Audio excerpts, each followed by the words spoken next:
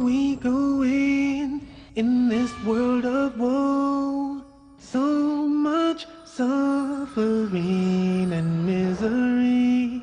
Our hearts are longing for the endless home of peace and love and harmony.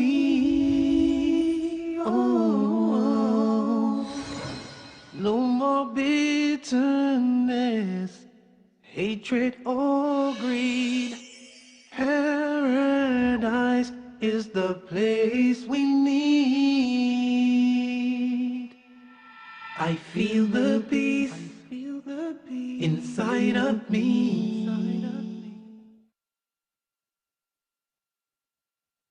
Greetings and peace. This is Dr. Laurence Brown with another episode of Interfaith Issues. I'm coming to you today with a topic that might surprise a lot of you. And that is that today I'm going to talk about how I became Muslim. Through these talks and through my other works, a number of people have approached me and asked how I became Muslim and why. And if for no other reason than simply to tell the story once, answer everybody's questions, and let people know how I made this major change in my life and in my religion, I've decided to tell the story. The story takes us back to 1990. Before 1990, I was the typical American. I basically subscribed to the philosophy that the person who died with the most toys wins. I had spent my life accumulating different things of this world, and that was the only thing that I knew. That was the only objective I knew in life. In 1990, my second daughter was born. I guess I wasn't listening the first time. When my first daughter was born, Christina, about 10 months before, she did something I had never seen any child do before, and that is that she was able to stand from the very first day of life. From the very first day, if I put her on her feet, she would stand upright by herself. Now, I'm a doctor. I'm a medical doctor. I understand that that is something that a newborn baby is not supposed to be able to do. But I didn't see it as a miracle. I saw it as something interesting, something charming about this child. But I guess I didn't get the message. I guess the message had to come to me twice, and the second time in a more dramatic way. So, 10 months later, in 1990, my second daughter, Hannah, was born. Now, Hannah was taken directly from the birthing room in the hospital to the neonatal intensive care unit. And at the time, I didn't know why. They did not tell me. I was a doctor working in the hospital. It was George Washington University Hospital, one of the most famous hospitals in the United States. That was the hospital where President Ronald Reagan went when he was shot. You cannot fault the medical care at that hospital. They had the highest medical care. So when I found out that my second daughter was blue, I was very concerned. I went and saw her in the intensive care unit. From the level of her chest down to her toes, she was a dusky, the only way I can describe it is a gunmetal blue, this deep, deep, dusky kind of blue. Now, for those of you in the medical profession, you understand what that means. A lot of people, even outside the medical profession, understand what that means, but for those of you who don't, you know how when you look at the veins in your arms, in a pale-skinned person like myself, those veins are blue. The reason why is because blood, when it is carrying oxygen, is red. When the blood does not have oxygen, it turns blue. And that was the color of my child. We took a cardiac ultrasound it showed that she had a coarctation of the aorta. Now, the aorta is the major vessel that comes off of the heart and then sweeps down to the rest of the body, carrying all of the blood for the body from the chest down. And a coarctation is a critical narrowing in that artery. We could see where the artery was normal size. We could see where it was normal size on the other side, but right in the middle, there was this tight coarctation where the artery narrowed down to almost nothing. So that was the condition of my child. She was dying. Her body was suffocating. Now, as a doctor, I understood what this meant.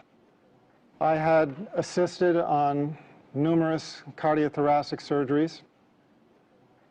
I knew that this almost certainly meant for this child that she would undergo emergency thoracic surgery. They would cut open her chest. They would replace the vessel with a graft. And these children, in general, don't do well. Given the technology of the time, about 20 years ago, my expectation was that my daughter would have the surgery, survive a few years, need to have the surgery again to replace the graft as she grew, and eventually the graft would fail and she would die. Now, that was my understanding at the time. That was the understanding of the intensivist, the doctor caring for my daughter at the time. So we were standing over this one-day-old baby, not even one-day-old baby, whose body was dying for lack of oxygen, and we were just watching her die. They called in a cardiothoracic surgeon from the Children's Hospital across town in Washington, D.C. When he came to see my daughter, I had to leave because I was emotional and I was not helping things. I was not helping them to do their job. I left the intensive care unit. I went down the hallway. Because it's an intensive care unit, there's a prayer room nearby. Now, I remember very clearly walking into that room and praying for the first time in my life with sincerity. And I remember it because I had never prayed with sincerity before. All of my life, I had been in charge. If there was anything that I needed, I knew how to go after it. If there was anything I wanted, I knew what I had to do to get it. I had never been in the position in my life where I faced a situation that I felt I couldn't handle it, where I knew that I was helpless. Now, a lot of people think that I came to Islam through Christianity. In a way, that's true, and I'll come to that. But at the time, it was not. I was never, at any time in my life, Christian. I used to be atheist. I was one of those who denied the existence of God. In fact, I tried to argue people away from believing in God. When I went into that prayer room, I remember one thing hit me right away, and that is that it was just a prayer room. There were no crosses, no crucifixes, no statues. There were no religious symbols at all. And immediately, I felt it was the right place to be. But because I was atheist, I prayed a prayer which I have since come to know is a little bit infamous. It's a kind of a weak prayer, but it has its strength. And that prayer is, "Oh God, if you are there." You have to remember, I had spent all of my life denying God, denying his existence. At that moment, I realized there was nothing I could do there was nothing in my worldly power to help this child. And I knew that the only power, if it did exist, that could help my child was the Almighty. So the only way I could pray was to pray, "Oh God, if you are there." And I admitted, I was honest. I said, "I don't know if you're there or not. But if you are there, I need help." And I made a deal. I made a promise. I asked God if He saved my daughter, and then if He guided me to the religion that was most pleasing to Him, that I would follow. And I remember those words precisely, asking Him to guide me to the religion that was most pleasing to Him and promising to follow. Well, I had been away for maybe 15 minutes. I walked back to the intensive care unit. When I entered the unit, the doctors were huddled around my daughter like a football team in the huddle. They were on the other side of the room at one end. When I walked in, they looked up at me, and I could see something had changed. When I walked up to them, the cardiothoracic surgeon just looked me in the eye and said she was going to be okay. The doctors around me did not understand it. He went on to give an explanation. He started talking about a patent ductus arteriosus and how he explained the fact that my daughter was going to be okay. And I looked around at the other doctors' faces, and I realized that I was not the only one that did not buy that explanation. And I realized that although that explanation worked for him, it just simply didn't work for me. I had prayed with sincerity for the first time in my life, and I could only believe that this was the hand of my Creator. We took an ultrasound before that showed this life-limiting condition. We took an ultrasound after, and she was completely stone-cold normal. She never had surgery. She never had medicine. She just went to becoming a completely normal child. As a matter of fact, she entered college this year. When I saw this miracle, I realized I had made a promise. And I realized that if I did not fulfill that promise, I would be blameworthy. So I started searching.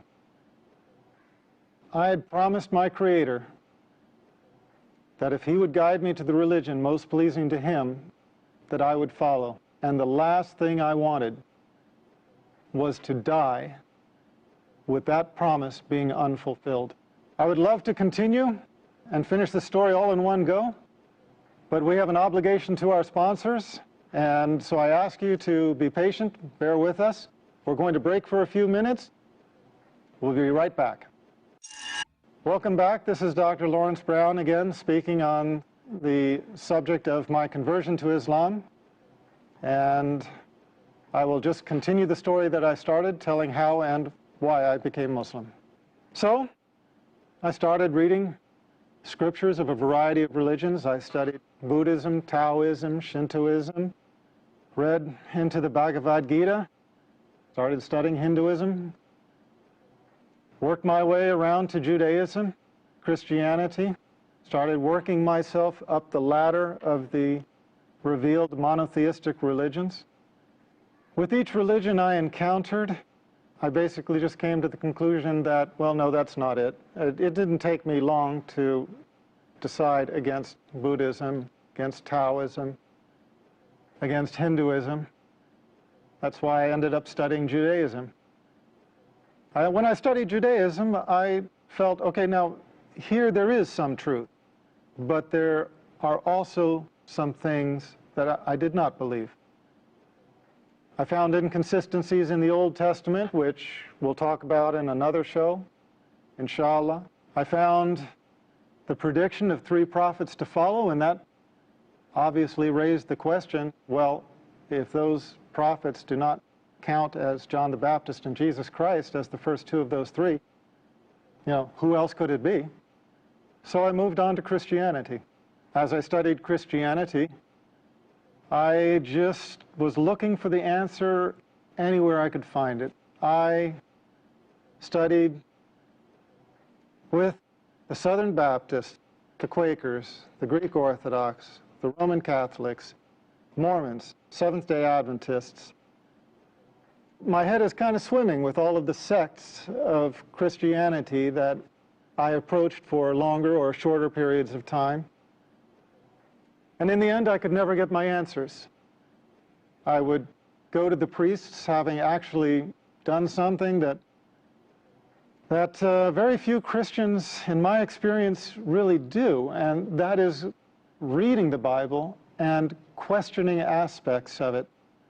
Now, please understand, I don't mean this to put down anybody out there. I don't mean this as a criticism to Christians who hold on to their faith, but I just mean to say that most Christians accept their faith unconditionally without really analyzing it. I found Jesus Christ calling himself the Son of Man, so I wanted the priest to tell me, why do Christians call him the Son of God if he called himself the Son of Man? I found Jesus Christ in 3 places asked, what is the most important commandment? And he said, "Know, O Israel, your God is one God." And I couldn't find the Trinity anywhere. I said, well, if the Trinity is not in the Bible, why are people teaching it? Why are people believing it? Why are people following it? Why are people professing it? And they said, well, it's First Epistle of John, chapter 5, verse 7. And I found out that that's a forgery. It doesn't exist in the original manuscripts, which is why it has been modified in the more modern Bibles. It is why you do not any longer find in the reputable Bibles published in modern day, you do not find it talking about the Father, the Son, and the Holy Spirit, and these 3 are one. You don't find that anymore because the scholars of modern times have recognized that that was a misleading insertion. As Scofield's Reference Bible states, it's an interpolation. It's a misleading insertion. I wanted the priests to answer these questions for me, and I never found a single one of any sect anywhere who could. I felt almost more lost than before. I believed in what Jesus Christ taught. I believed that he was a prophet. I believed in God as one God. I believed that man's relation with God is direct, without intercessor. I believed that we are accountable for our actions. I could not believe that we carried the taint of original sin, a sin that we never committed. I was at odds with Trinitarian theology, but I was in agreement with everything Jesus Christ taught. And I found these 2 to be different. And no priest could explain this to me. For a couple of years, I was searching, not finding anything, because in the West, in America, really about the last religion most people even think to consider is Islam. It wasn't until I learned about Islam, about the Prophet Muhammad, peace be upon him, that everything suddenly made sense. Everything fell in place. The Old Testament's prediction of 3 prophets to follow, John the Baptist being 1, Jesus Christ being 2. Who is the 3rd? The Prophet of Islam, Muhammad, peace be upon him.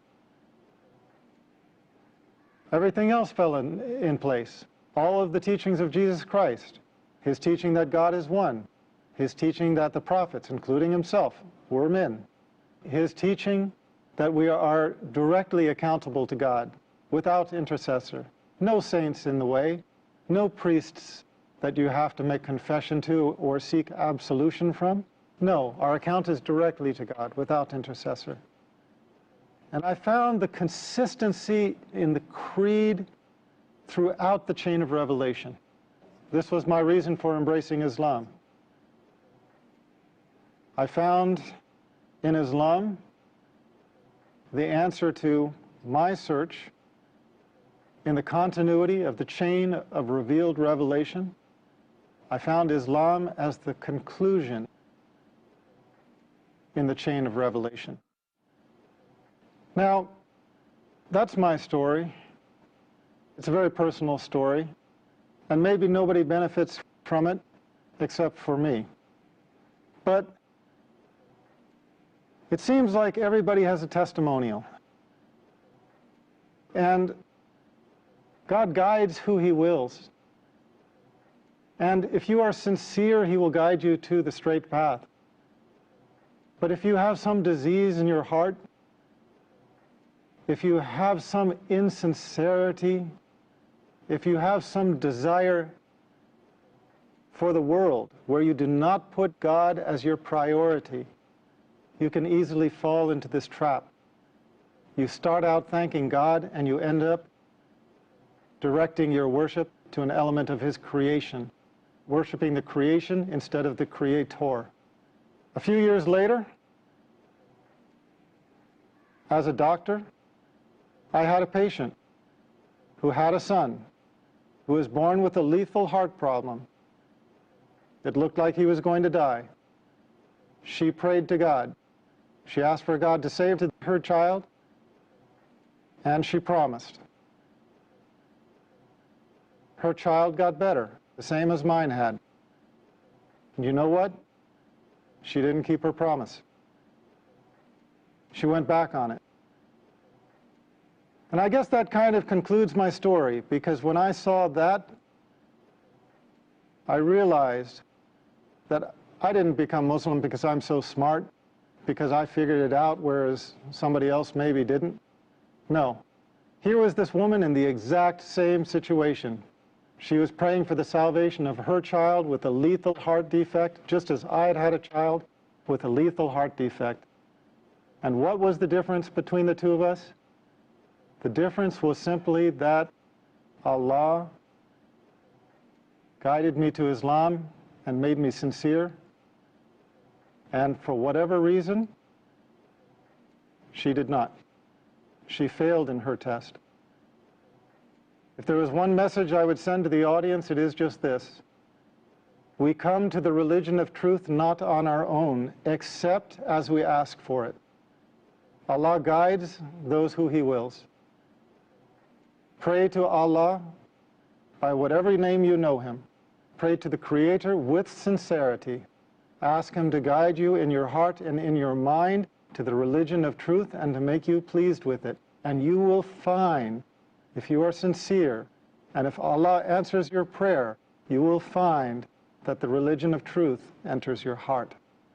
And inshallah, you will join us as a brother or sister in Islam. Thank you for being my audience on yet another episode, Interfaith Issues. We will continue again, inshallah, and I look forward to being with you then. Peace, and may God be with us all. I feel the peace, inside of me, a complete tranquility. I remember Allah, He remembers me. Feel the peace, feel the breeze.